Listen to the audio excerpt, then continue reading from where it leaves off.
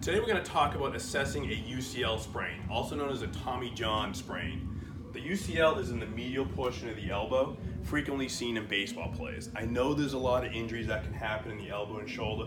Today I just want to focus on how I assess a UCL sprain.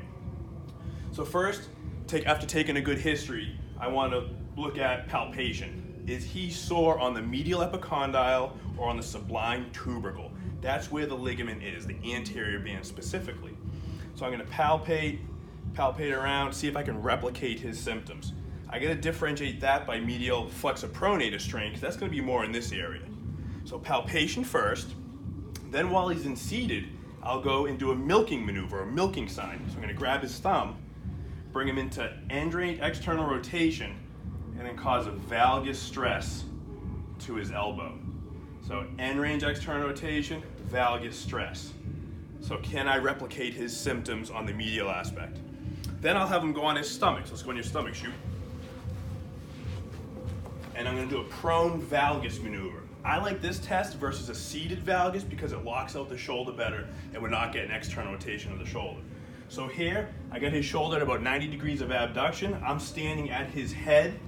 I go full pronation, unlock the elbow slightly, and then I can cause a valgus maneuver in that position to try to replicate his symptoms and to try to measure the total amount of translation that's going on in his medial elbow. So again, full pronation, unlock the elbow, valgus. And then finally, let's go on your back. Then I'll also look at end range external rotation. Does that replicate his symptoms? If a flexopronator strain is thought to have happened, he probably won't feel symptoms with this. That's how I differentially diagnose.